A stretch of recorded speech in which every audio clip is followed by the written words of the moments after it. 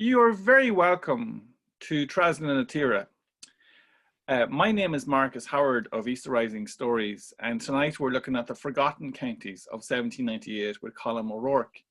We looked at Dublin yesterday, but now it's the rest of the country's turn. Many people think there was action only around Wicklow and Wexford in Dublin, but that's far from the case. You often hear even the French didn't arrive. Well, they did. They landed in Mayo, August 22nd, 1798. As you go around Ireland, you see many sites dedicated to 1798. So remember, we're not going to let some virus beat us from remembering our great Irish history during this 2020 lockdown. We hope you're all doing okay out there, and we're focusing on what we can do, not what we can't at Traslin and Atira. Just to let you know about talks coming up this week, it's a busy week. Tuesday, Scotland and the Irish Revolution by Stephen Coyle. Wednesday, Kerry's Rock Art by Evan Lamb. Thursday, McBride's Brigade, the Irishmen in the Boer War by Donald McCracken. And on Friday, we have Wild Animals of Ancient Ireland by Killian McLaughlin. He started the Wild Ireland project in Donegal this year. You might have seen the videos. So Colum Ó Ruairc, who is our speaker tonight, has studied archaeology in Sligo and carried out his undergrad in a licensed metal detection of the battlefield of Vinegar Hill in 2009 to determine specific hotspots of the battle.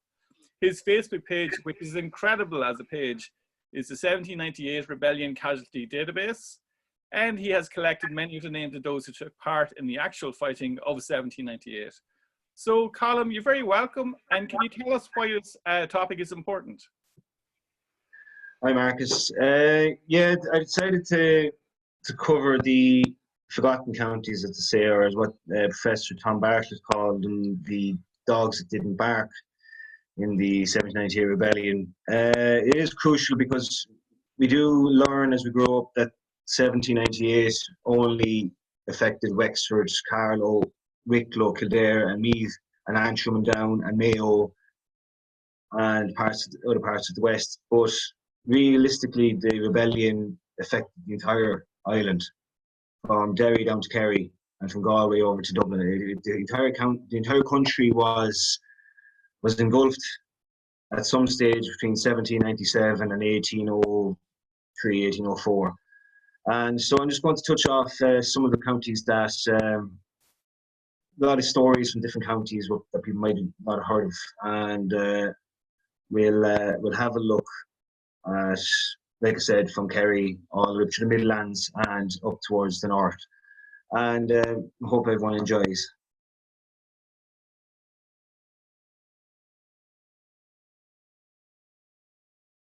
So we'll start now. Yeah, go ahead, get the PowerPoint up. Yep. Yeah. Can't see it yet though, if you want to just. Yeah.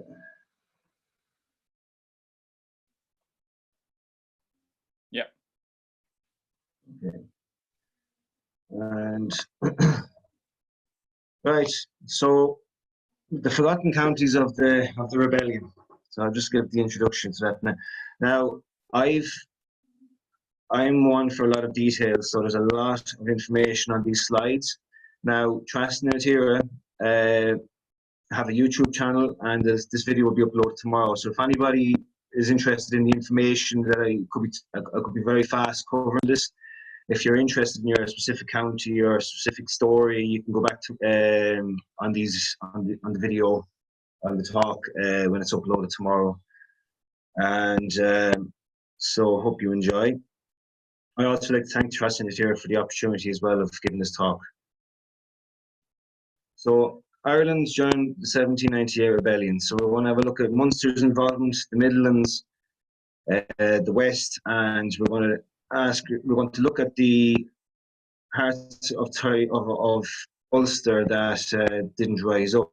Now, if you look here at the map, you can see in green the areas that were particularly engulfed in the rebellion. You can see all across much of Leinster. What we don't see here is no recognition of any of the skirmishes in Tipperary or Cork, or in the actions of the defenders in the United Irishmen in 1797. But you can notice here that the rebellion the areas of the rebellion were particularly strong close to the major cities where the United Irishmen were strongest, like in Dublin and in Belfast. So we're going to actually, as we go along, we'll understand why they didn't spread into the west or into Munster. If the French hadn't landed in August in 1798, Mayo most likely would not have risen up. So we have to look at this. And at the end, we'll do a bit of we'll look back in hindsight of what could have happened if the entire country had risen up simultaneously. So Munster's involvement. And here we have a quote from a poem by Micheál Ó Longáin, which was bad cess to the Munster men who did not answer our call to arms under a well-trained army. We could strive gallantly at the enemy. They left us weak with the strength of the enemy around us, but thanks from the heart to the Leinster men, for it was they who kindled the fire. So we're going to look at Cork first. So Cork, being a big county, it had a reasonably strong United Irish presence in the city. We can see here in September 1797 that there were several soldiers of the Westmeath militia and the Roscommon militia were actually were executed in Bandon for taking the United Irish oath. You do notice that this is happening all across the country throughout 1797. There was no Dublin Castle, and a lot of the loyalist community across Ireland did not trust the militias, because the militias at that stage were only about 4 years old. They were predominantly Roman Catholics, and they were not trusted. A lot of the militiamen were actually bound by oath to the defenders and to the United Irishmen by 1797, 1798. However, the United Irishmen had great faith that the militia would turn and support the United Irishmen in a general rebellion in 1798. It was the Shears brothers, give an example, who were United Irish organisers. They actually put a lot of hope that the camp at Loughlinstown in South County Dublin would rise up and support the takeover of Dublin City in May 1798, but that wasn't to be. It was also noted that a lot of the Antrim militia who were in the barricades at the Battle of Arklow, who were shooting down the Wexford insurgents there, a lot of them were actually United Irishmen. Some eventually went AWOL and deserted and supported Michael Dwyer afterwards, which men such as Antrim John Mooney and Sam McAllister and Antrim John Moore. And there was a lot of cases of desertions, particularly in 1799, 1800. So here we have John Sweeney. He was a woolen draper. He was a predominant United Irish leader in Cork City. He was arrested for distributing seditious pamphlets. He ended up being sent to New South Wales. We have Dennis Lane, who was an organiser, and he was noted for toasting that the king's skin should be made into a drumhead to beat the United Irishmen to arms. I have mentioned John and Henry Shears. They were executed in July 1798. They were arrested just before the rebellion began, and with their arrests, the last of the strongest United Irish leaders of the National Executive were arrested. So basically the rebellion fell into the hands of baronial and parochial leaders, and there was no strong leadership to guide the rebellion to what it should have been. In July 30th, 1798, we have John Brady, William Conlon, Thomas Reddy and Michael Ganley, should be privates of the Westmeath militia, who were executed at the Mardyke Field in County Cork. You can see that the Westmeath militia are mentioned here twice. It's also interesting that Westmeath militia, who we will discuss shortly, were also involved at the battle in Clonakilty. So we'll come to that now shortly. On the right here we have a headstone which is in Rathcormac, County Cork, for Garrett and John Dahill, Nicholas, who were executed on July 20th, 1798 for involvement in as United Irishmen. They were executed alongside Nicholas Burke and Florence McCarthy, and they were executed at Curraglass in County Cork for having been involved in an arms raid. So we look at Youghal, the town of Youghal. So Youghal is quite an interesting little area. You have the murder of Daniel Clockney of 2 Mile Bridge. He was a dairyman, and the reason being was because the United Irishmen in the district put warnings on him about prices of milk and butter. So all the suspects were acquitted, but there was a bit of a tension in the air. We had Patrick Murphy of Ballymacoda. He was a soldier in the South Cork militia, but he was murdered in December 1797 over suspicions of informing on the local United Irishmen. So there was actually a committee established in the United Irishmen for assassination in that area, and Father Peter O'Neill was actually accused of being on that board of assassinations. He was arrested on suspicion, he was brutally tortured, and he was flogged and sent to New South Wales. We have Thomas O'Neill, Robert Walsh, and Patrick Shanahan, who were tried and executed for the murder of Patrick Murphy. So there was a heavy military presence, particularly focused on Youghal. There was a blacksmith called Podrigan Nagao, Paddy the Smith, who was arrested and flogged for information. There was also a lot of other murders in that area. There was also Charles Bryan and Charlie Gallagher. They were tried and executed in Youghal in July 1798 on charges of seducing yeomen to rise up with the United Irishmen. I have just at the bottom here this website, corkgen.org, Public Genealogy. It's a fantastic website, whoever commissioned it, because it gives immense detail about the entire County Cork throughout the 1797 to 99 period, using newspaper accounts and all sorts. If you're very interested in the Cork aspect of the rebellion, there's a website to go on. If that's too long, if you just put in Cork 1798 in Google, and that website should come up. So the Battle of Big Cross in Ballinascarty, just outside Clonakilty. It was fought on June 19, 1798. One of the principal leaders of the insurgents there was Tig O'Donovan Asna from Lachinaluca. What happened was there was an assemblage of United Irishmen all from across Clonakilty, and they went to face the Westmeath militia, who were actually travelling from Bandon to Clonakilty. The Westmeath militia were under Colonel O'Reilly, and they were supported by the Caithness Legion, which was under Major Innes. So there was a heavy clash for a while, and the insurgents fled, and I believe about 50 to 70 insurgents were killed. 2 Westmeath militia were killed, and that was Sergeant Cummins and Private Edward Walker. The bodies of the insurgents were brought back to Clonakilty and dumped in a pond known as Crab Hole. So here we have in Aston Square in Clonakilty the statue of the pikeman, but it's believed to be Tig O'Donovan Asna. So for anyone here that's from the Clonakilty area, from West Cork, we have several names of other casualties here. You can see the stories attached to them. So I'll just give you one here now. There was the 3 fellas from Clonakilty, Donald O'Donovan, Padraig O'Arrigan, and Tig O'Murla.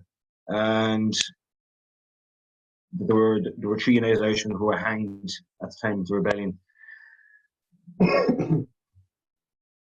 So we'll come to Bloody Tipperary, and it was known as Bloody Tipperary because of something that happened in the 1760s. Father Nicholas Sheehy and the white boy incidents that were happening all across Tipperary in the 1760s. White boyism, I have to just give a definition, was very angered rural people who had, particularly Roman Catholics, who had to pay the tithe payments to the established church. They were quite bitter and frustrated over that. Also, it was a legacy of Jacobitism, and also they particularly focused on landlordism, and they attacked cattle and they attacked fences over common lands. They were a bit of an anarchist group. So Tipperary received that name, Bloody Tipperary, throughout the latter end of the 18th century. So we mentioned Thomas Judkin Fitzgerald, also known as Flogging Fitzgerald, and that's actually a graphic of him up there in the top right. He was very, very sadistic. He was noted for the use of flogging. He flogged hundreds and hundreds of people across Tipperary and Carrick-on-Suir in Waterford. There was one story about how he arrested a school teacher for having a book in his pocket that was a French phrase book. Fitzgerald, believing it to be French codes and messages, United Irish messages, had him severely flogged. It turned out he was actually a French language teacher. We have we're going to was a bit of an organisation of the United Irishmen across Tipperary, but because the United Irishmen wasn't severe, it wasn't overly influenced from Dublin, it still had a lot of the white boy mentality. Defenders had started to grow in across parts of Munster at that stage as well. There was a reasonable United Irish presence in Tipperary, and we'll come to that now briefly. And actually, the orderly raid upon Clare on March 28 was actually this week, around the last week of March in 1798 is when we actually start seeing the first battles and skirmishes of the rebellion. Everyone believes it's from May 24th onwards. We have in Kerry, the United Irishmen in the uniforms actually went in quite orderly, blockaded the main routes into the town, and they went through every loyalist and yeoman house in the town and raided of its arms, including the house of Lord Kerr, before just disappearing again. There was no casualties. Very, very orderly raid. I believe that was led by a Kerry man by the name of Philip Cunningham, who I mentioned quite shortly. There was also the Battle of Tuberdora near Borland, which was an assembly of insurgents and civilians upon the hillside, and they were attacked. I only believe about 20 or so were killed there, but it was the first major skirmish of the 1798 period. And then we had the Clonmel outrages, and that includes Fitzgerald's. The more that was happening with skirmishes and so forth, there was a paranoia was rising across the county. So a lot of the magistrates were coming down hard on the people, and it was successful in actually destroying any hopes of any major assembly of United Irishmen across the county again. So we're going to look at example trials here. So on July 18, 1798, Innocent O'Callaghan, James Horn and Matt Ryan were tried in Cashel for leading an assembly at Bytonrath. They were executed at the scene of the assembly, and their heads were ordered to be placed at the highest pinnacle of the Rock of Cashel. We have Edward Maloney, who was tried on suspicion of being a leading United Irish leader in that area also. He was sentenced to death, and he was by firing squad. He was to suffer decapitation, and his remains were to be buried in the street in Cashel. So, possibly the most famous skirmish battle in Tipperary was that at Carrick-Maclear, just on the border of County Kilkenny, on the slopes of Slieve na Mon. And the story goes here that there was a publican by the name of Thomas Neal, and that was his place there, the Grand Inn. That's an image of it now. It was a coach house in what's the name of that village? It was 9 Mile House, I believe it is. And he informed the local yeomanry, Captain Despard, and what happened was they said that they'd caught the United Irishmen in the area by lighting the beacon upon the hill of Carrick-Maclear. And what we do see is that there was a reasonable assembly on the morning of July 23rd, 1798. So we have here, these are some accounts that I found in the National Archives of some of the locals from around Carrick-Maclear. And I'll mention one here of Richard White of Grange, who claimed that on the Monday morning he went down to 9 Mile House village with a message from the Reverend O'Connor to request that the rebels do no damage to Mr. O'Neill's house or any other person, that he delivered a message to Patrick Cahill of Crone, and that Cahill immediately turned him out of 9 Mile House village and retired to the hill. White went to the hill, but only as a witness, and had no weapon except a staff, which he usually carried on his horse. He stated he saw many rebels with pikes, and he saw Redmond Sandy with a gun. So these are accounts of people who were basically encouraged to turn out with the insurgents. Some actually were claimed to have been threatened by the insurgent leaders, that if they didn't turn out with the rebels, that they'd have their houses burned by the insurgents. So such desperation here is being recorded. I'm going to give the story of Dan Norton of Mullinahone. And Dan Norton was apparently an insurgent who was captured after the failed skirmish, and he was brought back into Mullinahone. He was to be executed, and he cried out for a priest. A priest came, gave him his last rites, and it gave Norton a bit of a spirit to sort of face death. He took off his jacket and he gave it to his apprentice, because he was a hatter, so he had an apprentice there. He gave him his jacket, and he told him, when the French come, make sure come to my grave and give 3 loud huzzas. And Norton was shot dead, and his head was sliced off with a cleaver and placed upon the tower here in the image, which is St. John's Castle in Mullinahone. And apparently the whole day long, the yeomanry were firing pot shots at the head.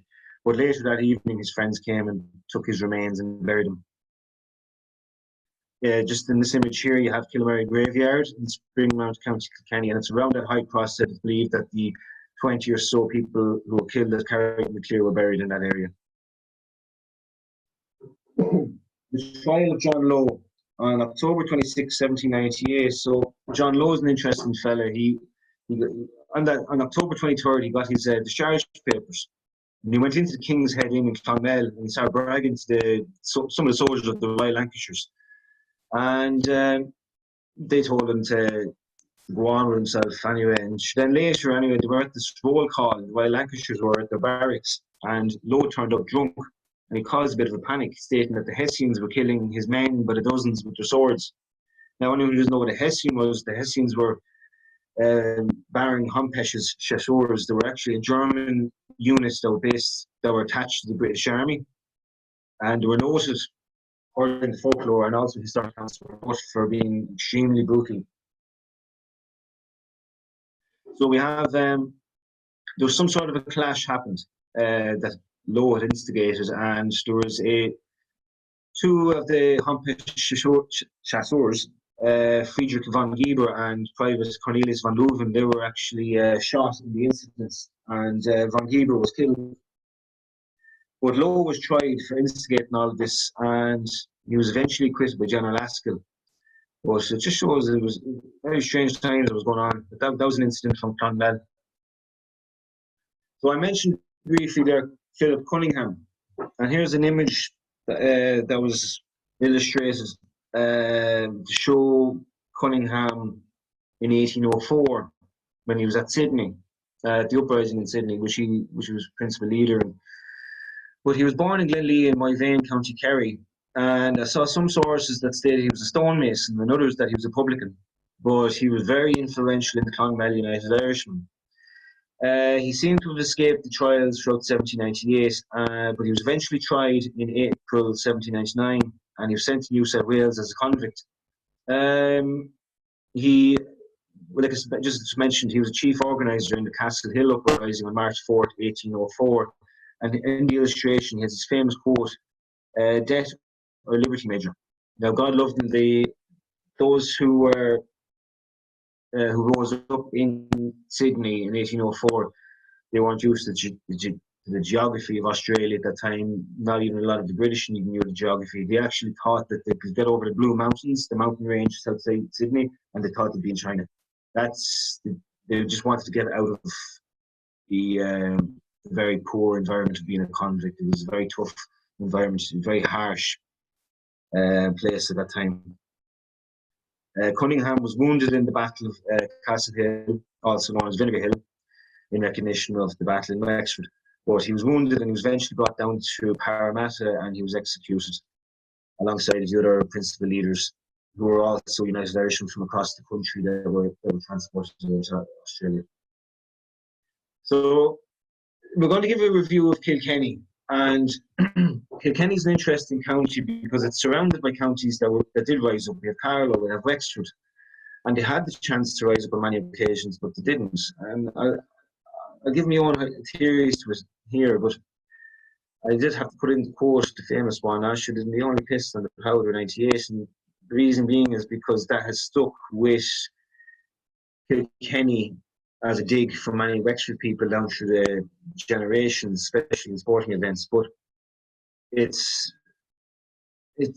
stems from multiple reasons, and I've been given here now. And we have the story of Glenmore and the Roar, just on the border of Wexford, where the insurgents actually they assembled on the hill of Glenmore overlooking New Ross, and just before the Battle of New Ross, they'd gone over to pester Bagnall they could get some cannon, and Wexfords didn't really want to support the Kilkennys. So what happened was the Battle of New Ross was happening, and it's reputed that the Glenmore insurgents upon the hillside were partaking in a lot of drink. I have actually read some folklore from County Kilkenny which blames some fella for working for the English for getting those rebels drunk. The leader, Gaffney, was eventually executed, and they reckon it was the sight of General Johnston's reinforcements coming from Waterford to support New Ross. When they saw the reinforcements coming from Waterford, these guys fled. There was a bit of a fracas going on in the row. There was several people were killed. There was 3 loyalists were also killed there in a brutal fashion. Elderly loyalists trying to escape the Battle of New Ross. We have Castlecomer and the Colliers. When Father John Murphy and Miles Byrne were trying to penetrate into County Laois, there was a battle in Castlecomer.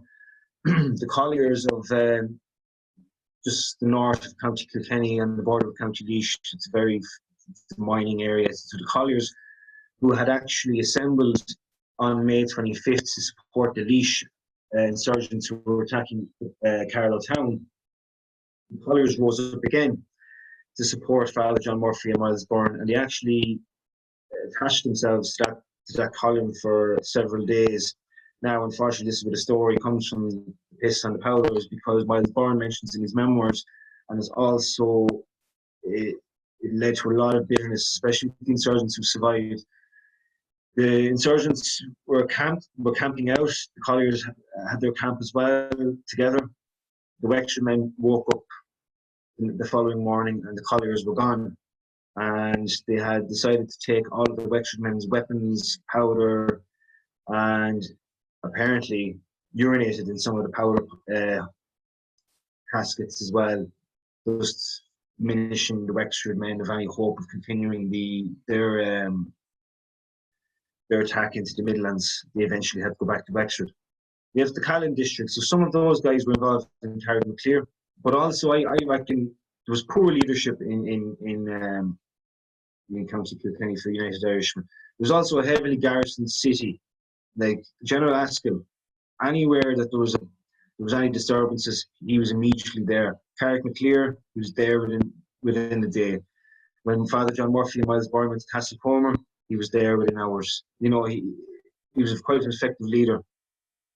Here I have several casualties from around Graignamanagh, and so you can see it was quite rough. Now you have Gorman, he was a blacksmith. He was stabbed to death at Graignamanagh. You have Thomas Cheevers, who was actually believed to be the Graignamanagh United Irish leader. He was killed on June 10th. But we also have an interesting one at the bottom. We have John the Pointer Singleton. Oh Johnny, I often told you the Raheen boys would surround you, and that's because he was known to be an informer, hence the nickname, the Pointer. So just to finish up on Kilkenny, I have a story of Henry Hammond, who was a blacksmith. And he was involved with the insurgents at the Rower, and he made the pikes for a lot of the Kilkenny men. So he was arrested anyway, and he was conveyed to Kilkenny City up to the jail. But upon being sentenced to death, there was an intervention by Miss Elizabeth Doyle, who knew of Hammond's good character. Her influence as a member of the local gentry, she pled for his life, and she succeeded. But whilst out celebrating in Murphy's Ale House in Thomastown in County Kilkenny, Hammond decided to get quite drunk and start singing seditious rebel songs and sniping at local yeomanry. What happened was he was rearrested, brought back to Kilkenny, and he was executed. And his remains are in St Mullins graveyard in South County Carlow. So we look at County Kerry. Now, Kerry, we have only really one major incident in Kerry, and that was Castleisland, which occurred on August 13, 1798. So several members of the Mount Eagle Cavalry, we have Privates William Harold and Richard and Michael Boyle, they were killed in a very, very brutal fashion. I believe their skulls were actually crushed, and all the insurgents got was a sword. There was a crackdown upon Castleisland for this, and a man by the name of Nowlan of Knockneen and Flaherty of Rouse were apprehended, and they actually informed much of the mob. One of the principal United Irish leaders in that area was Donald Buck O'Grady from Brehig. He was a schoolmaster and he was identified as the leader. He fled to London, it seems. But upon being arrested, one story claims he committed suicide. For IRA volunteer Dennis Prendeville from Castleisland in the 1930s, he includes a mention of this. He said that two men were executed, one from Brehig and the other near Castleisland. They were Buck O'Grady and John O'Daly.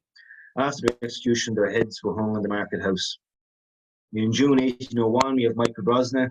He was tried for his role in the Castleisland raid, and he was conveyed from Limerick jail by ferry to Tarbert and then to Castleisland to get executed. So here we have on the right just a poem about Buck O'Grady. So if you want to come back tomorrow when the video is up, you can more than likely say you can more than welcome to come back and view all this information. So look at Limerick. So the United Irishmen was organised by a school teacher called James Baggett of Ballingarry, who it was noted that he was neither frightened nor bribed.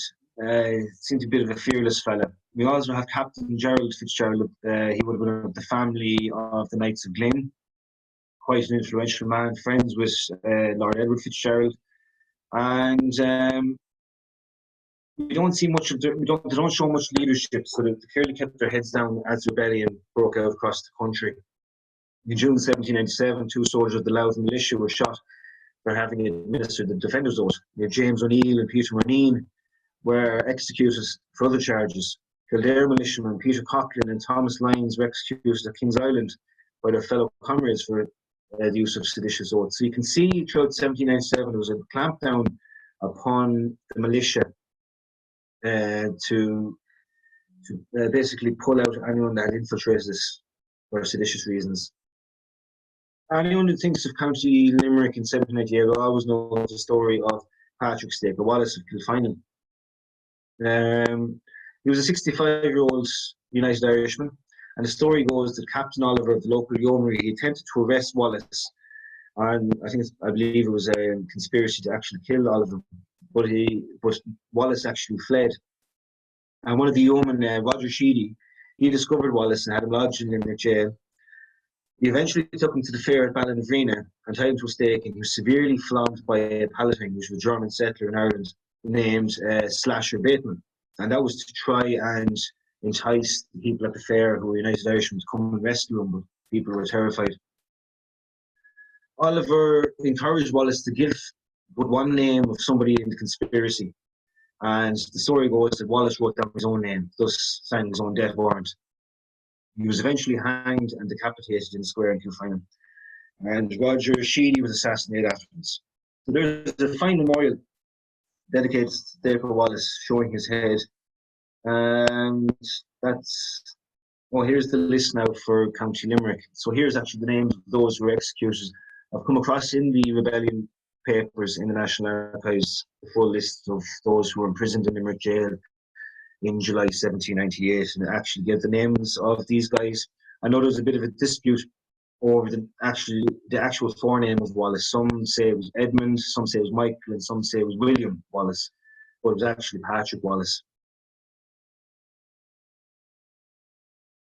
So we look at County Clare, and Clare is an interesting place. Now we have the main organisers there was actually Martin Devitt of Luckamore, who was a carpenter, Michael Mulqueeny of Tor was a blacksmith, and Michael Murphy, a school teacher of Tullygarvan.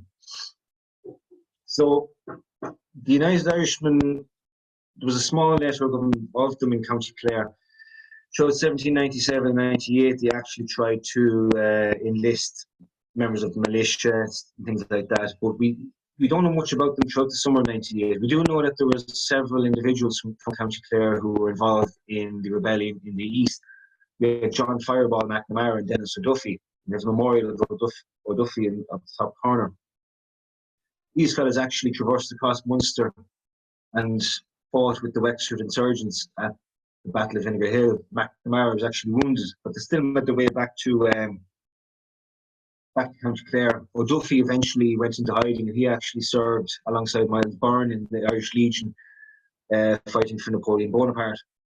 We have the story of Lee, the blacksmith of Lachine. where today it's now known as Factory Cross. What happened was he was a blacksmith who was making pikes for the local insurgents, and upon hearing that the yeomanry were after him, he went and with one slap of a sledgehammer, he knocked down his entire forge, but he was eventually arrested and he was sent to New South Wales. So throughout the winter of 1797, we actually see there was a lot of disturbances across Limerick and Clare.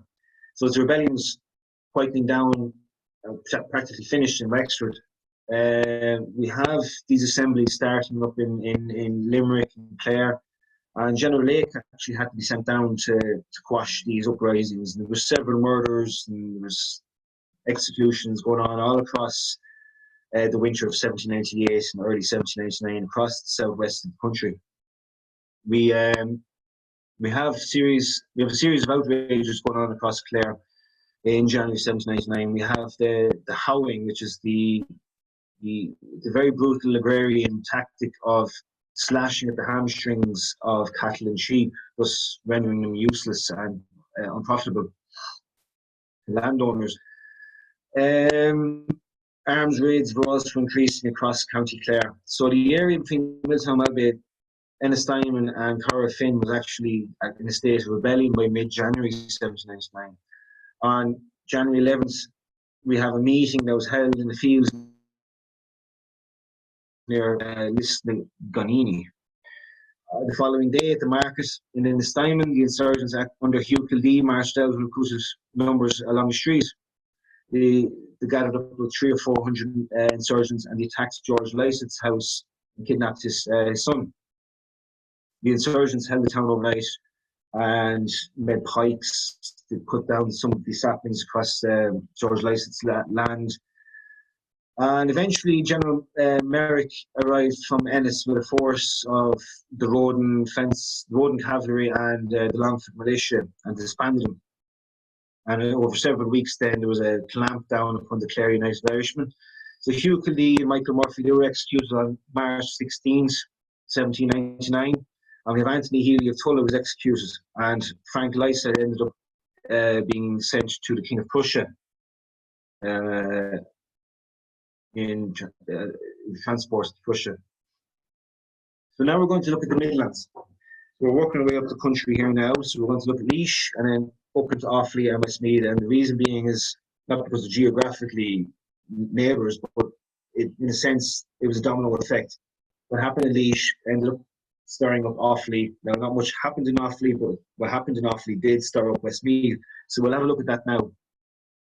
And I just made this, it was a bit of a map I just made earlier, showing in red are the areas where the United Irishmen had strong influence in early and mid-June 1798.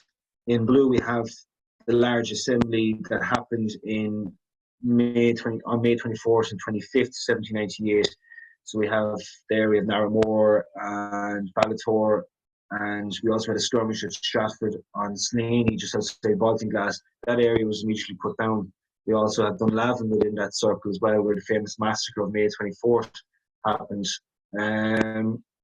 So the insurgents here on the bottom, Stradbally, I'll refer to them as the Stradbally insurgents, they actually remained active until they surrendered in late July 1798. When they knew that the insurgents from Wexford and Wicklow and Carlow were no longer a strong force, they actually surrendered. The large circle in the centre, you can see it is from the left, it was quite influential across the Sleeve Blooms, all the way across Mount Mellick, Port Arlington, all the way up towards Lullymore, where the famous Kildare leader John Durley came from. The perfect circle I put in because that's where I positioned William Aylmer, who led the last of the Kildare insurgents upon the boglands of Skimmerhole. And William Aylmer remained there until the Wexford insurgents managed to reach him around July 8th, July 9th, 1798, before the famous March on Meath. And on the top left, we have another group of United Irishmen that were led by Michael Durley, a brother of John Durley. And they were based around the Clara area and parts of Westmeath, Kilbeggan. So we'll have a look at this now, and you're going to see how they were quite influential. Unfortunately, they didn't amalgamate, they didn't rise up together, and that was one crucial logistical problem of United Irishmen failing in this rebellion. So it started south. We started the Croppy's Grave in Great Cullen, which is in South Laois, borders County Carlow. And here on the right we have the memorial. This image is from 20 years ago, I presume, because I'll come to that now. But the parkland here is the Croppy's Grave in Great Cullen, which commemorates the 600 insurgents who were massacred at the Battle of Carlow on May 25th, 1798. The remains were brought here and dumped, and the trees that were planted were actually sowed, they believe, by the mother of the Marr brothers from Ardriston outside Tullow, County Carlow. And unfortunately, the trees, because of their age, had to be cut down recently. It caused a lot of public uproar over it, but they had to be cut down for health and safety reasons. So with the Battle of Carlow, the story was that the Laois men under Captain William Murphy and Miles Dorn, they were from Ballochmyler and Arles. They would have been part of the South Laois United Irishmen. They were to attack Carlow town via Great Cullen Bridge here, as you can see in the image. But what happened was when they got to Great Cullen Bridge, it was actually heavily defended by the Crown forces, and they turned back. But unfortunately, it was those United Irishmen, once they were to reach the bridge, they were to give their signal by shouting loudly for other United Irish units outside Carlow town to also attack.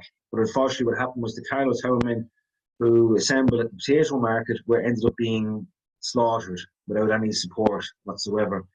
The Laois men ended up just going back into their own county, and unfortunately, that's what happened there. So here's an image of the Liberty Tree, potato market in County Carlow. It's actually a fine memorial.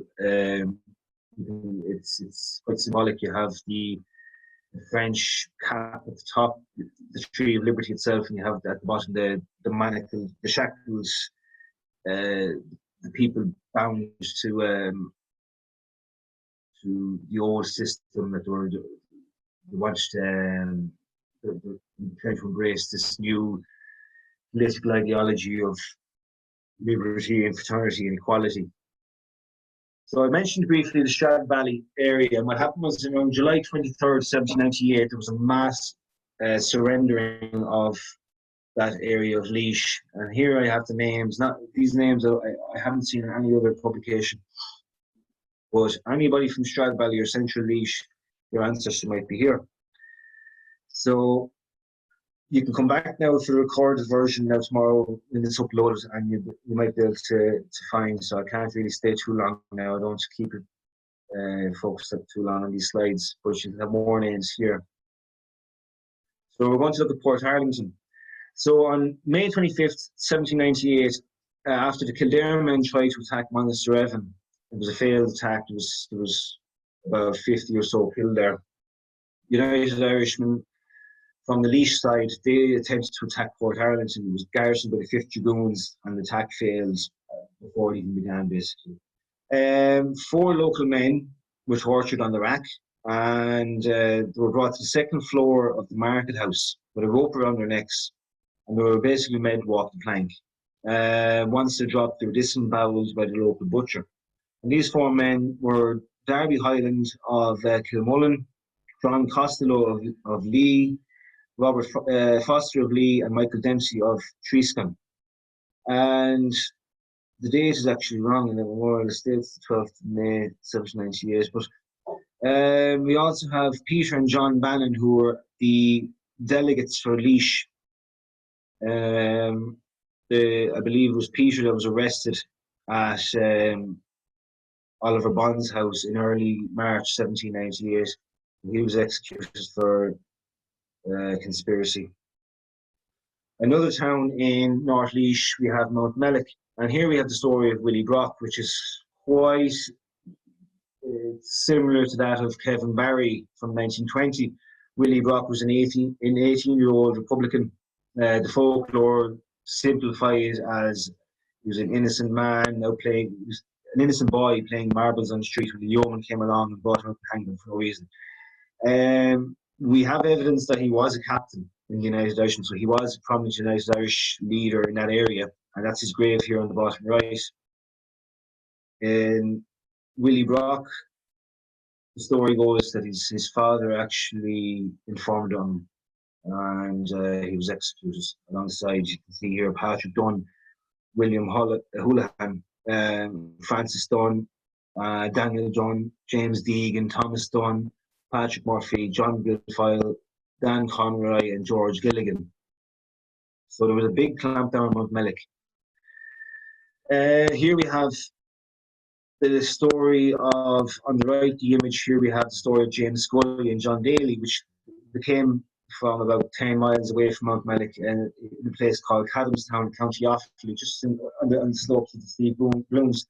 Now, these fellas actually went down to County Wexford, as the story goes, and after the failure of the Wexford Rebellion, they tried to make their way home, and they were captured by local yeomanry, and they were killed. So that's James Scully and Johnny Daly. Here on the left, this is some of the records I found in Dublin, and it gives something similar to what the list of Stradbally. These guys were surrendering, but they were also giving up weapons. They were taking the oath of allegiance to the British Crown, and they were also giving up a bit of information. But you can see down on the bottom, William Devoy of Stony Style, a labourer, a sworn United Irishman, who claimed he swore in two men also. He also claimed William Brock was to be his captain, and Richard Griffin was to be his sergeant. He had no arms, and he took the oath of allegiance. So that proved that William Brock wasn't just an innocent boy playing marbles on the street. More names here. Yeah, so now we look at County Offaly. The United Irish delegate in County Offaly, his name was Flanagan, and like the Wexford delegate, he was too late to make it to Oliver Bond's house. And it turns out he didn't get arrested, but he turned an informer. And what happened was the entire Offaly United Irish network collapsed. And Michael Dooley of Rullymore, he played an influential role in trying to mobilise the Offaly insurgents, but nothing came to fruition. We have the story of Michael Conway, and here on the memorial plaque here at Ballycumber in County Offaly, we have the mention of Conway. He was a butler for a magistrate called Holmes, and apparently he was having a few drinks with Murty Daly and Edward Feeney, and with somebody else involved, and they mentioned about, when you're shooting, cut his throat, as a bit of a joke. And somebody who heard this being said informed Holmes, and Conway the next day, as he was shaving Holmes's face, Holmes turned to him and says, "Make sure you don't cut my throat." So Conway was a bit nervous, and the guy who informed on him was given a bottle of whiskey by Holmes to basically get him to reveal the story again. The story goes that Holmes went and eavesdropped on the conversation. The story came out again, and the joke about cutting Holmes's throat was said again. The three men were brought out and they were hanged on 13th of June 1798. It was known as the Ballycumber executions. This caused widespread anger across Clare and North Offaly, and this anger actually spilled into Kilbegan in County Westmeath. Within 3 days, they were actually rising up, and we'll come to that now. So Westmeath. So just to give a bit of a rundown on Westmeath itself, the leaders there, the United Irish leaders, was Latin Fitzgerald, Michael Dardis, William Ogle, and Francis Nugent, but they were all arrested. So Westmeath was devoid of any strong leadership. At the sunrise of June 17, 1798, we had an assembly of 1,000 insurgents from across Westmeath, North Offaly, and they attacked Kilbegan. And we believe they were under the command of Michael McDonough and James McManus. There was an account made by Timothy Nowlan, who was a loyalist, who fought on the street in Kilbegan. He testified that he shot dead an insurgent named Timothy Galvin, and that McDonough turned and piked Nowlan several times, but he survived. McDonough was eventually tried in Mullingar in July 1798 for the charges of leading the United Irishmen at Kilbegan, and Nolan claimed that, as I mentioned, he stabbed him with the pike. An insurgent named Kinahan of Lara, he was wounded, at the battle, and he was brought back by Big George Bell, but he was too far gone, and he was left in a cornfield where he died from his wounds.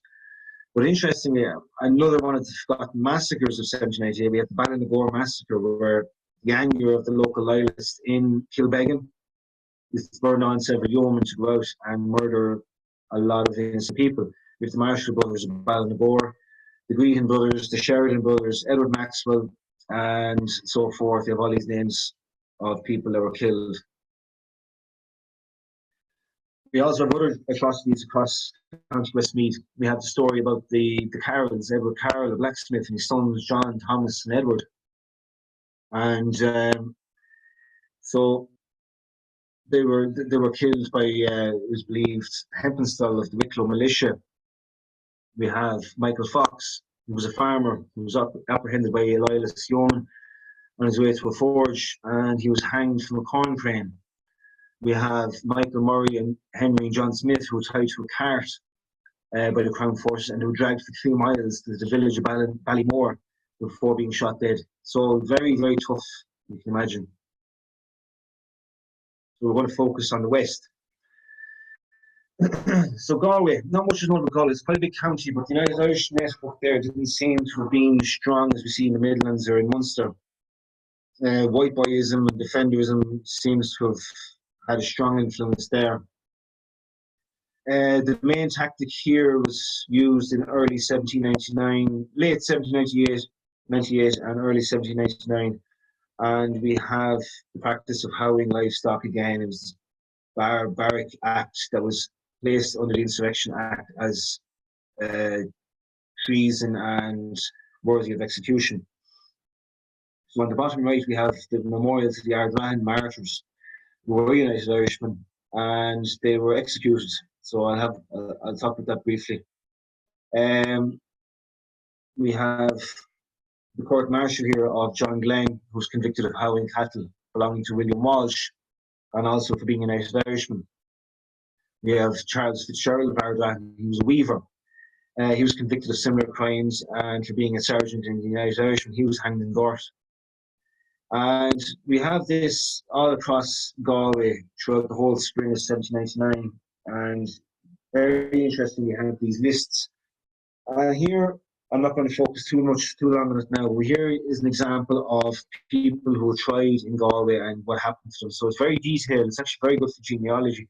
You have the name of the person, their abode, their crime, the time of the trial, their sentence, and what happened to them afterwards, if they were commuted or discharged or transported. There's quite a few executions all across Galway. And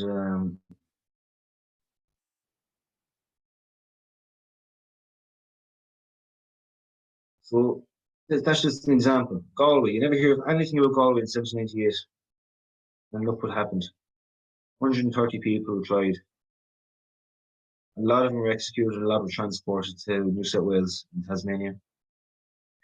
So we'll quickly look at Roscommon. And here, Roscommon was a very, very quiet county. Not much is known about Roscommon, bar that it was led by a man by the name of Colonel James Plunkett, or Jemmy Plunkett, who appears to be a very weak leader, wealthy background, and he fled to England. So Roscommon didn't rise up. What we do have from Roscommon is mentioned in these stories. So here's the account of Patrick Mallory of Kiltruston and Strokestown in his witness statement. And he mentions how the local men from around Strokestown, the Ballyduffy Rangers, were led by Captain Michael O'Farrell, and they were joined by the 4 Mile House by Mickey Devine and his 100 men. Alan Gibbons and Mary Hughes and Father Kelly went before them as scouts, getting safely into the French camp at Castlebar. They fought with Humber and Saracen, and they fought at the Battle of Castlebar, I should say. But Paddy Head, Tim O'Brien, Jim Marr, Pat McDermott, Paddy Connor, Thaddy Murphy, Patrick Duffy, Roe Galores, Michael Fagan, Sean Caffrey, Jim Hayden. These were all killed. They give the names throughout there. It's very extremely detailed. And he also mentions about Tom Barron, the forebearer of the President of Burns of Shokestown, he was killed at Ballinamuk. So fantastic accounts here. So we're going to look at Western and Southern Ulster. Monaghan, anyone who follows the page, the 1798 Rebellion Casualty Database, you'll see that I put a post here recently about Monaghan. And it was a county I didn't know much about, but it's actually a very, very interesting county.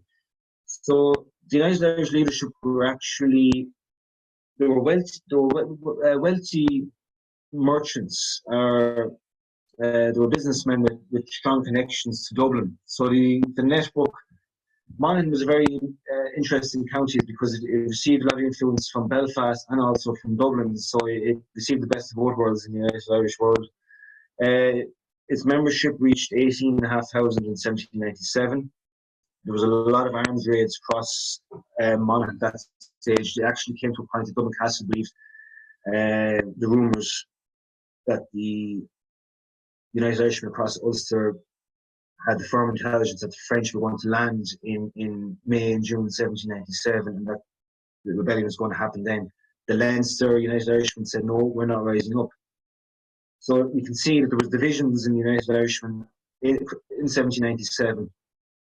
And Ulster was ready. Ulster was ready to fight in 1797. They had the numbers, they had the weapons, they had the guts to do it. But orders were sent out, no. So we have, there was just a lot of disturbance. There was a lot of sectarianism happening now, we have to understand as well in Monaghan. We have the People Day boys were terrorising the Roman Catholics of South Tyrone, Armagh, and Northern Monaghan. And what happened was one of the largest migratory phases in Irish history was when 6,000 people fled those counties to move to the safe havens of Leitrim, Mayo, Galway. And they brought with them actually, some of them brought with them the ideals of the United Irishmen. So it actually helped the likes of James Hope, whose image is there, and William Putnam McCabe, who were organisers in South Ulster and Northern Connacht in establishing the United Irishmen there. We have the Battle of Creve, I mentioned, which shows that there was a bit of hostility still going on. There was a revenue officer by the name of James McCartney, and we have James McCartney and John Breaky. So they gathered an illegal. They attacked an illegal distillery of Puchin and they brought it back to Ballybor in County Cavan. And overnight it was robbed. And they gathered a detachment of the Armagh militia and chased the thieves back into County Monaghan. And what happened was they were attacked and they killed about 15 people. Now this riled up the people of County Monaghan, central and western County Monaghan. And it led to a thing that was known as the Battle of the Creve, where stones were fired and a lot of people were killed. And this highlighted to Dublin Castle that Monaghan was a bit shaky at the moment. We also have the Blaris Camp executions of May 17th, where privates Daniel Gillen, Peter McCarran, and Owen and William Darragh McKenna were executed for suspicions of being United Irishmen. They were, in a sense, catapulted up to the martyrdom of Irish republicanism as well at that stage. We have the slaughter of potato pickers, where we have on May 20th, 1797, a party of New Bliss Yeomanry and North Lowland Fencibles under the command of Alexander Kerr. He attacked a party of assembled United Irishmen who were potato picking for people who had been already placed in custody. This seemed to be a practice across a lot of Ulster. It was a chance to get out and drill and to muster the men together under the pretense that they were potato picking. Well, they were potato picking, it wasn't a pretense. The events occurred at a place called Annakerrig near Laois in County Monaghan. And what happened was the cavalry charged and they killed 11 people in the field. And these 11 people were unarmed. Literally all they had was spades. So things were getting quite tough in Monaghan at that stage. The actions of Lord Blaney and Lord Cavan also didn't help things as well. The dragooning of Ulster. we have the Glasslock affair, which was, which will come to now. Here's the memorial of Glasslock for George Johnson of Clonakilty, who was executed. We have Francis Carberry of Glasslock and John Hughes of Sillis. And it was said that Hughes's funeral was over, the procession was a mile long, that every man had to wear a band upon his heart. And so it was very intense county. We also have folklore here in the top right from Clones, where we mentioned that Jack Connolly, Barkey and Morris, who were executed in the Diamond of Clones for arms raiding. And it's been stated that Jack Connolly was possibly the ancestor of James Connolly, the 1916 leader, but it's not been fully proven. I've seen on a few accounts, but it's not been fully proven. Looking at Tyrone. Tyrone had a strong Presbyterian community more than Monaghan, very influential in the United Irishmen, because without Presbyterianism we would have United Irishmen. Presbyterianism is embraced radicalism. They embraced the War of Independence in America. It was recorded in 1784 in Stewartstown at the Yankee Club. Sent a message to George Washington in America, stating they're giving their thanks for basically their cousins being freed of the yoke of tyranny and slavery that is monarchy and British connection. So we have immediately the United Irishmen was quite strong in Tyrone. We have the Upnacloy branch in South Tyrone, where it had much connections with the Ballybay connection in County Monaghan. And here we have the famous saying, in the days of 98 in the town of Upnacloy, the United men did bravely rise, their tyrants to destroy. So Tyrone had a strong multi-denominational community. So half the population were Roman Catholics, half the Presbyterians, and they both suffered under the restrictive penal laws. A lot of people think that the penal laws only affected Roman Catholicism, but it didn't. The Presbyterians were also deeply affected, and throughout much of the 18th century, tens of thousands of Presbyterians from across Ulster fled to America to be free to practice their religion without any hindrance. And Ulster Presbyterianism actually had a very, very strong connection with the American War of Independence. And that influence did have a ripple effect in Belfast and places like Stewartstown and Dungannon. And we have Tyrone at that stage in the 1780s and 90s. It was a very liberal county. We have to remember the Dungannon Convention of 1782, where there was a mass gathering of the Irish volunteers, which influenced the formation of Grattan's Parliament, which was a very liberal entity. It was basically giving the fingers to Westminster, saying we want to run Ireland, we want to run the Irish affairs by ourselves. And we have the earliest evidence of there isn't strong evidence of who's who the leaders, who was the main influential heads of the Tyrone United Irishmen. We have Billy McKeever, who was a Derry man. He was noted for being a bit of an organiser across North Tyrone. We have a man by the name of John Shaw, who was a publican from Lisburn, a Quaker, who was noted for being hanging around Upnacloy, and he was arrested on several counts, but he was known as a major troublemaker. But he was released, and no one ever knows what happens to him in the end. But the likes of Lord Blaney and Thomas Knox, who was the chief magistrate in Tyrone at that stage, they started to crack down on the United Irishmen in Tyrone. We have also the Battle of the Diamond in 1795, which was very influential in Tyrone, even though it was in Armagh and Loughgall, where the Orange Order was formed. And with the Orange Order infiltrated the yeomanry and Also, interestingly, a lot of the Orange Order membership also joined United Irishmen, and were members of the Freemasonry. Very, very interesting relationships going on. But the magistrates could not understand this relationship that was going on in Tyrone. You have defenders, staunch Catholics, emerging with United Irishmen, who were Presbyterians and Catholics. And then you have United Irishmen infiltrating the yeomanry alongside the Orangemen.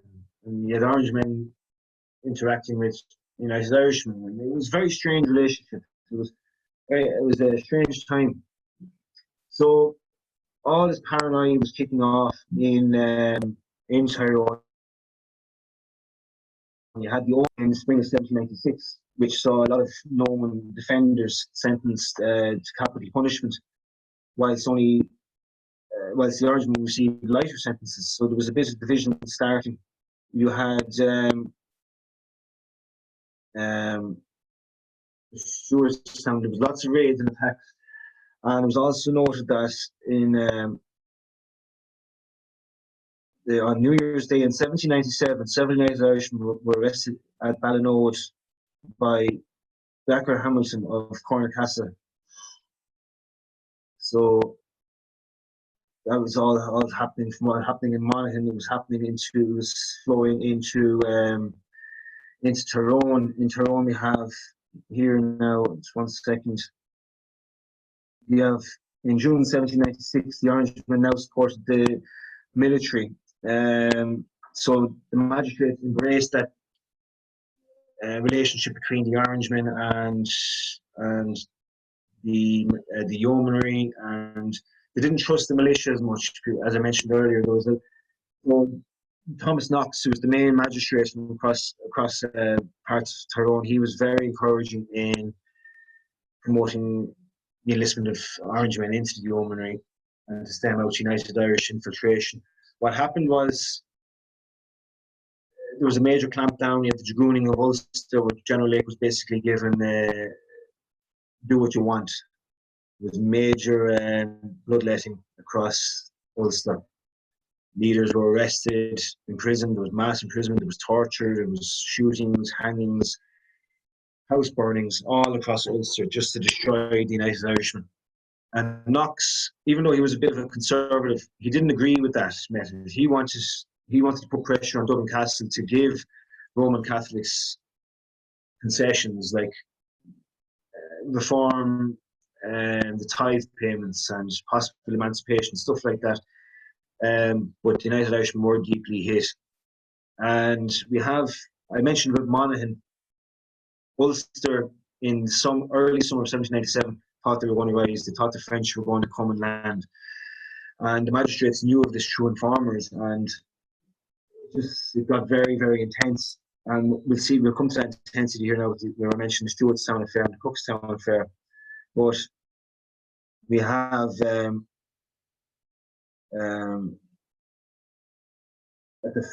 on the fair on November 1st, 1796, at the fair at Stewartstown, it was reported that the United Irishmen abused the girl for wearing an orange ribbon.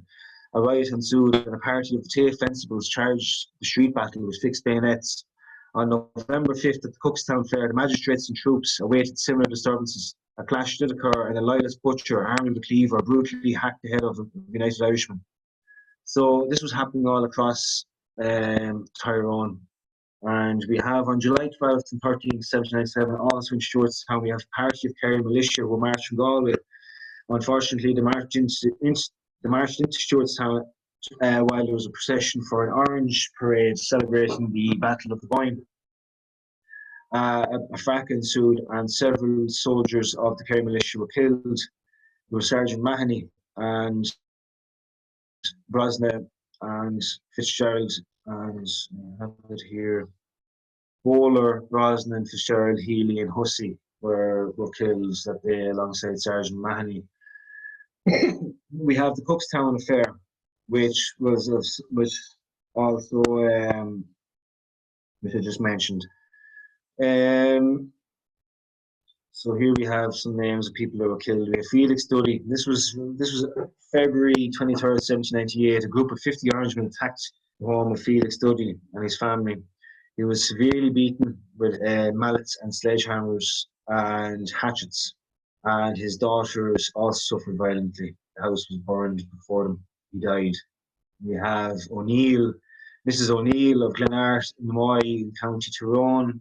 She was the wife of Ferdinand O'Neill, and she was shot dead on July 7th by a Moy yeoman, Lieutenant Hunter, before the house was consumed in fire, and Hunter was actually acquitted for the murder. Tyrone and Monaghan, just to finish up on them, they had the membership in 1797. Whatever happened afterwards, there was just a clampdown. And one of the main tactics used by Dublin Castle wasn't just amnesty. When the United Irishmen calmed down a bit, there was the amnesty, right? Bring in your weapons that you have, give us some information, we'll give you the oath of allegiance and we'll let you on. That did happen. But they also had this tactic, like I mentioned earlier, they did not understand this relationship between Presbyterians and Catholics, defenders, United Irishmen, yeomanry. They didn't understand this. They didn't like it. So one of the biggest tactics of Dublin Castle in 1797 and 1798 is what unfortunately we have experienced in Ireland up to present: sectarianism. They encouraged a major division between Presbyterianism and Roman Catholicism, both of whom were victims of the penal laws. And after that, United Irishmen in Ulster was finished. There was a lot of the United Irishmen who embraced republicanism in the 1790s eventually became Orangemen throughout the early 1800s. So we're going to quickly look at Derry. We have in the town of Mackera, they actually assembled on June 8th upon hearing of the news of the Antrim uprising, and they were led by Walter Grimes, or Watty Graham, and he tried to flee to America, but he was betrayed by a Reverend Church, and there's the image of the tree that he was executed from. The tree is no longer there, but when his head was chopped off, his head was given to a little boy, and the boy was told to parade the head of Watty Graham across around the streets of Mackera, shouting, "Behold, the head of a traitor." But the poor child shouted out, "Behold, the head of a crater." And Mackera, I'm going to come to that now very briefly about the trials that happened there in mid and late June 1798. We have in Coleraine, the United Irishmen were led by John Nevin of Kilmoyle, who held his meetings in his corn mill. He was betrayed by his associate Nathaniel Chestnut of Ballywatt. So Nevin was released just before rebellion, and he was noted attempting to assemble the locals in June 1798, but failed. His associates included William Hopkins, Martin Sterling, Robert Sharp, Torrance, and Francis McKinley of Connaughton. So Francis McKinley ended up being executed in June or July 1798. We have Robert McAfee of Corry and William Kerr and William Dunlop of Priestland. Interestingly, Francis McKinley is, I believe, a second cousin of President McKinley, the United States President at the turn of the 20th century. And there's the list of those who tried in Mackera in mid and late 1798. So, like I said, you can come back on the recorded video and you can read up as well. We have one, I'll just read out one here. We have William Cameron of O'Huckle in County Antrim. Cameron led a detachment to support the insurgents who succeeded in taking the Antrim town of Ballymena. Cameron pled for his life, and upon being declared guilty and sentenced to death, his trial notes are brief, but they do not show that Cameron gave up much information. So the notes that you find in the rebellion papers are very interesting. It shows it very harsh. We have William and Jonathan Pearse, both were tried for apparently being insurgent leaders, and they were each sentenced to receive 1,000 lashes of flogged 1,000 times on their back each, and then transported. So not only were they to receive severe flogging, but they were to be sent to Australia to the very poor life that was convict. So, in conclusion, we look at the reasons for no mobilisation. So we've looked at poor influence of the United Irish network all across Ireland, particularly in the West. And the reason being is we weren't as influenced by Dublin and Belfast. the United Irish network was growing across Ireland. There was United Irishmen in every county, but by the time the United Irishmen became somewhat relevant in Irish politics, they were illegal. There was crackdown upon them, so it was very hard for them to create their networks across the counties. The partial nature of the rebellion also led to the rebellion's failure. Like, we have Kildare rose up May 24th, Dublin rose up May 24th, Carlow rose up May 25th, Wexford rose up realistically on May 27th, and Antrim and Down held out, waited until June 7th, June 8th, and June the 9th. And it was fractured. I'll come to the what if shortly, but it was this partial nature that there was these pockets of insurrections that didn't help. The United Irish county leaders were not as intrinsic to insurrection without French support. We saw that in the north. There was mass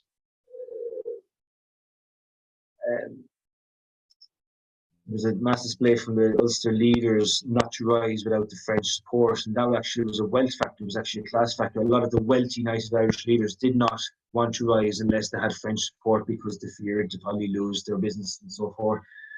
There was also the mass arrests, as mentioned, with Monaghan and Tyrone. Defenderism. These guys were quite reckless. They were a very strong oath-bound organisation also, but the United Irishmen needed them. It was an unholy alliance, because we see, looking back, the defenders were very noted for sectarianism. They were the nationalist version of the Orange Order. They carried out the massacres at Skull of Oak and Wexford Bridge in Wexford. They tainted the 1790 rebellion from the insurgent side. So it was an unholy alliance that tainted republicanism into the 1800s and 1900s, this element of defenderism, the sectarian branch of Irish republicanism. We have poor leadership and military inexperience, as we know. We have caution was probably a reason also as well. The news of the bloodshed that was happening at Gibbet Rath in Kildare, the massacre at Carlow Town, and what was happening across County Wexford. All that news was spreading across the country, and the poor leaders, or the cautious leaders, without offending them, probably said, "We're not ready. There's no point us. We're probably being realist." We have martial law, the Crown force strength. Like, every county, the major towns had strong garrisons, and like as mentioned before, we had the overconfidence in the French landing. We all thought that the French were going to land, and Ireland would be free. Strangely, the United Irish leaders, Edward Fitzgerald and the Shears brothers, they planned for the rebellion to start in late May, without any hope of the French landing. They knew the French were coming, but when? They were impatient. So impatience was probably a reason why the rebellion fails across Ireland. So what if Ireland has completely rose up from Donegal to Kerry and from Galway to Dublin, if the entire country, the United Irishmen, where there was believed to be 250,000 United Irishmen, if they had risen up and put pressure on each of those garrison towns, where if we look at Kildare, it wasn't the garrisons in Dublin that broke the United Irishmen in Kildare. It was actually the generals that were stationed in Limerick that raced across the country and destroyed the Kildare insurgency. If Connacht, Munster and Ulster had contained those garrisons, that would have put tremendous pressure on Britain. Now we know from the history that Britain started sending British troops into Ireland early in mid-June. A lot of the soldiers that fought at Vinegar Hill were actually fresh recruits. So Britain would have been under tremendous pressure to put down this rebellion in Ireland. But at the same time, Britain was also fighting a war against Napoleon.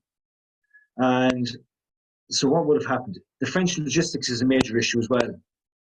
If they had actually arrived in May, they would have also added to the pressure upon Britain.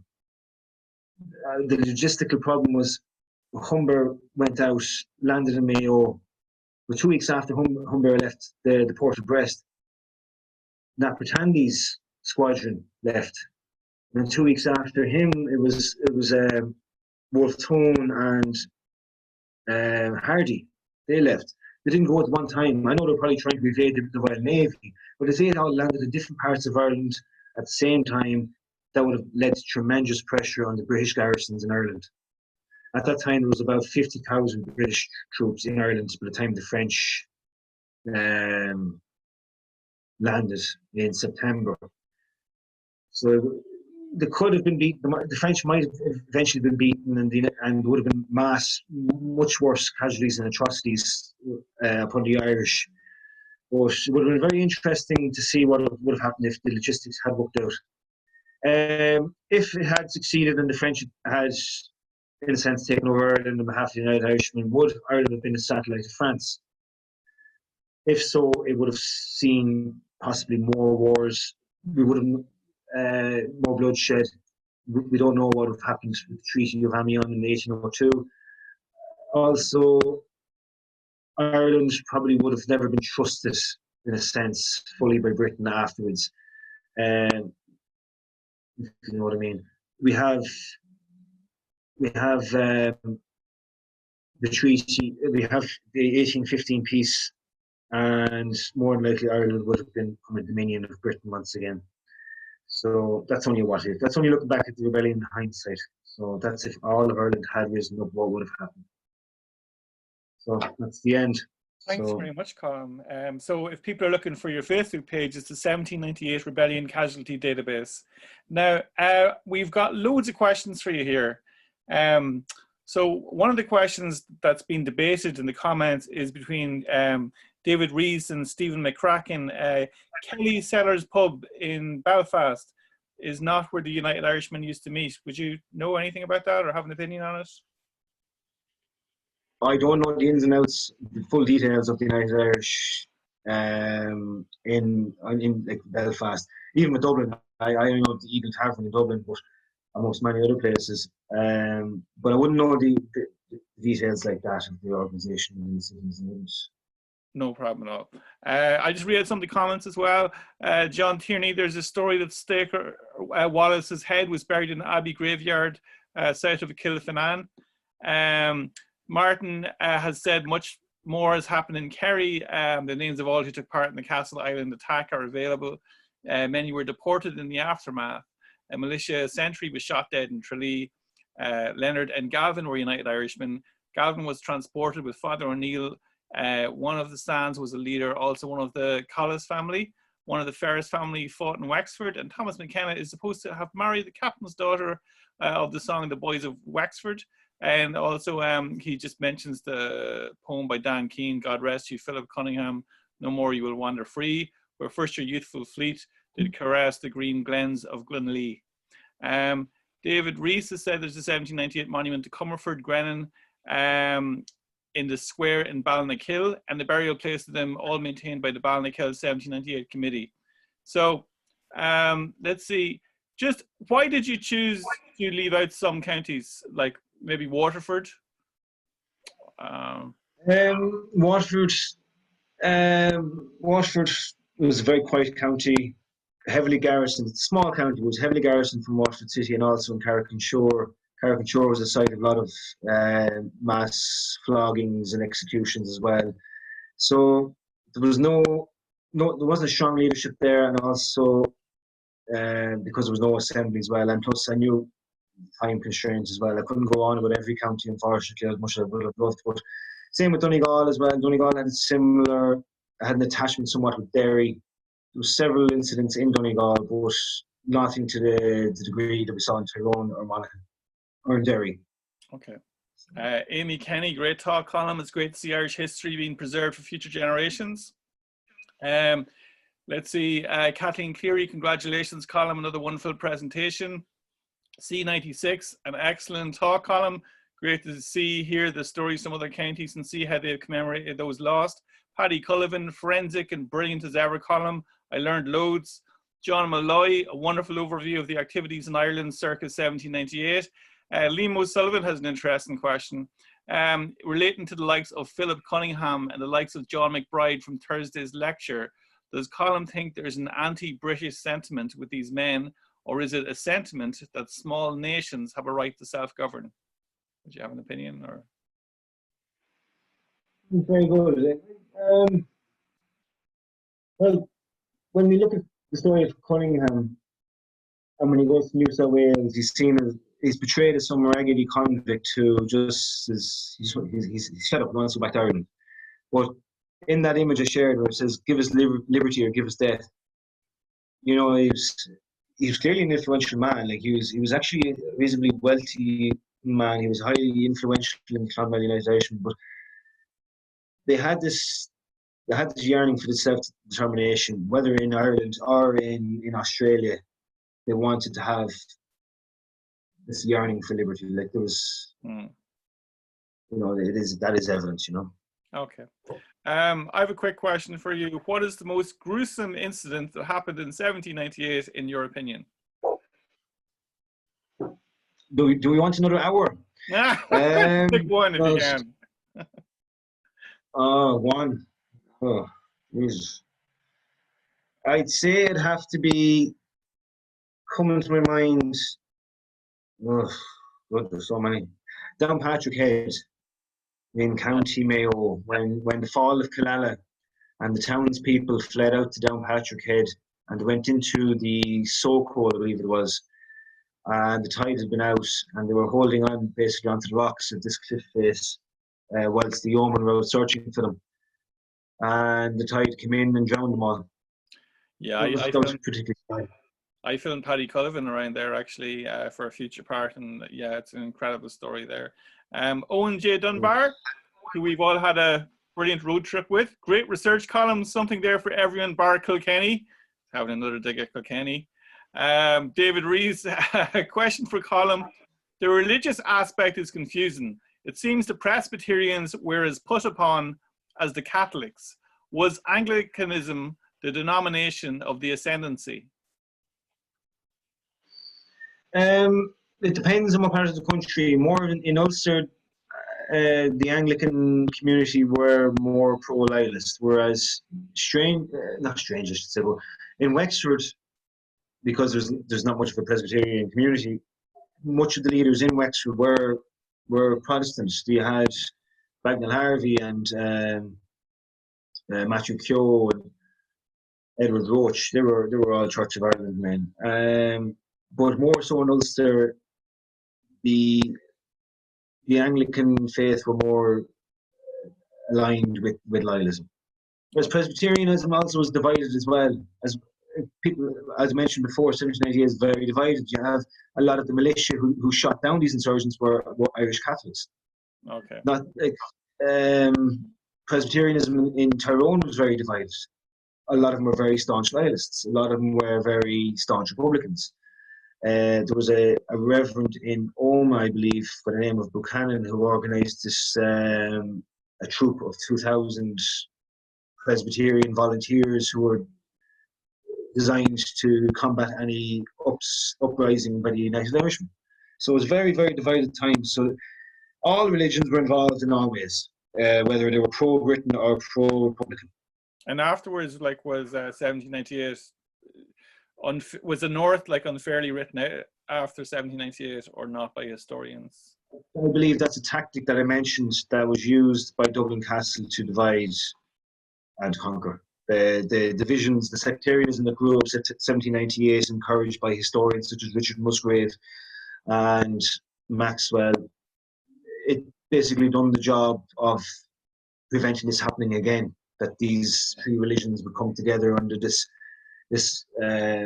progressive ideology that is republicanism. And sectarianism, unfortunately, as we know, it's stained this country in many ways, and it's cost many lives down through the generations. So that was one tactic of 1798 that has held firm. And you notice in the stories by Richard Musgrave that they show tremendous focus upon Skull of Hope, Wexford Bridge, these massacres in Wexford. And they magnified them massively to torment the Presbyterians and the Protestants in the north. What were we involved in? They basically asked themselves the question: who were these guys? What were we What were we attached to? What was this Belfast principle? I'm ashamed of myself, basically. Yeah, but the There's a lot of shame. It was a reprisal, was it not? No, I mean, It was a reprisal of the masters of the Battle of New Ross, as to say, yeah, it was a reprisal, but it was a gruesome reprisal. Yeah. When I think of 1798, I think Vinegar Hill, Enniscorthy, Wexford, but it was all over Ireland. It was indeed, and we're hoping to right that wrong. Great talk, thank you. Another person, well done, Colin. Excellent presentation and enjoyable talk as always. Owen J. Dunbar, if only the French had landed in Wexford. Well, you would think that, Owen, wouldn't you? Therese McIntyre, brilliant talk, Colin. Serious amount of work, research done. Francis Higgins, great lecture, Colin. Helen, that was so interesting, thank you. Aidan Kinsella, well done, Colin, great talk.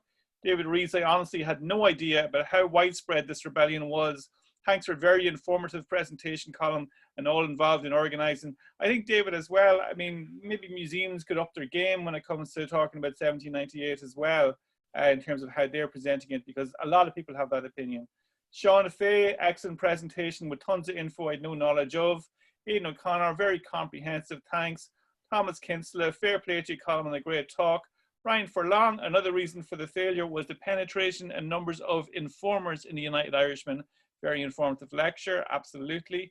Conor Dullahan, thanks again, Colin, a walking 1798 encyclopedia. Yeah, I'd go with that.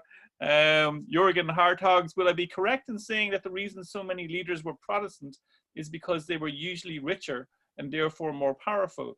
Areas in the north, Presbyterians were often just as poor, which is why you get Presbyterians who are against the rising and some who are for it. I can say a good point, yeah. That's a very good point. Like, anybody who's wealthy is educated, and anybody who's educated would have been following what has been read at the time. And in the Age of Enlightenment throughout the 18th century produced many great pamphlets. And then also we have Tom Paine's The Rights of Man was out at that time, a very popular book.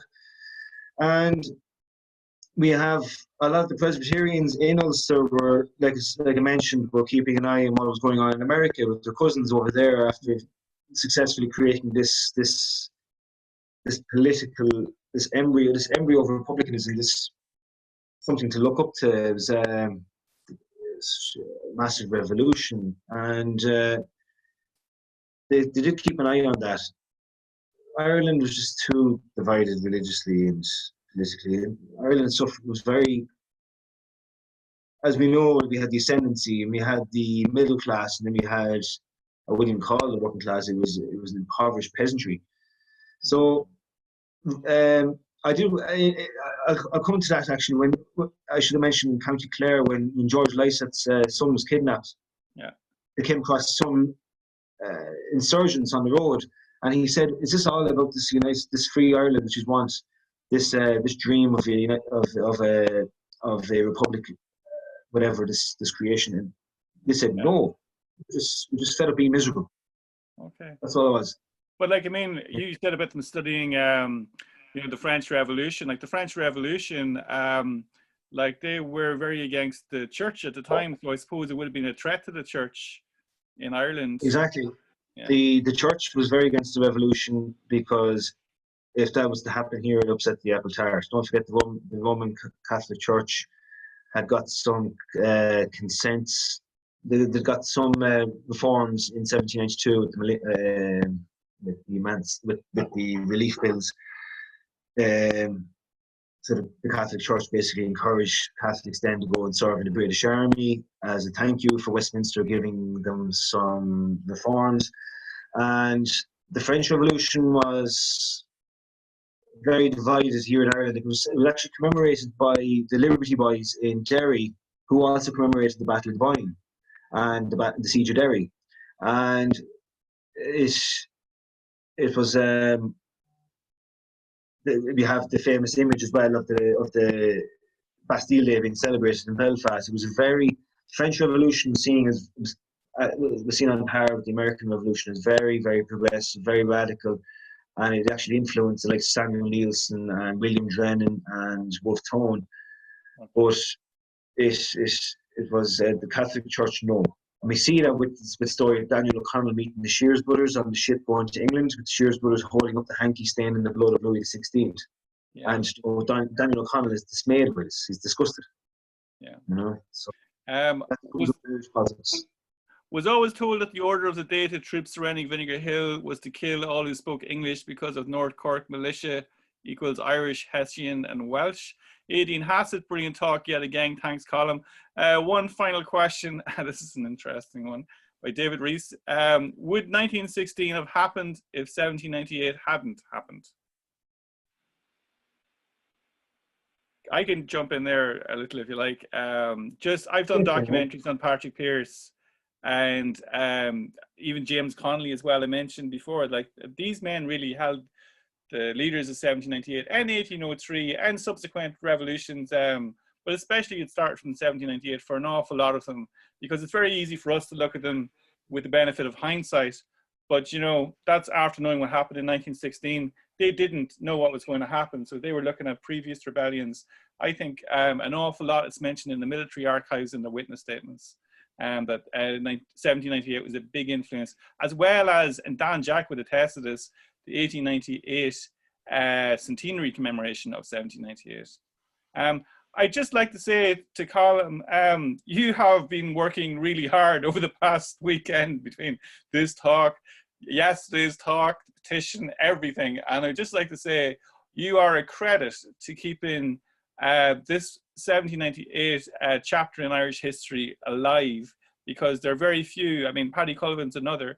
If you'd like to see Colum Ó Ruairc in one of the documentaries that they made, 1798 Year of Blood Part 2, he features in a lot.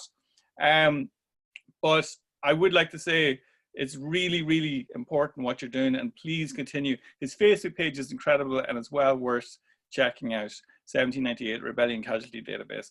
So thank you very much, Colum, from me and from everybody here, and thanks to Niamh and Liam for hosting it too. Okay, thanks everybody. Thank you.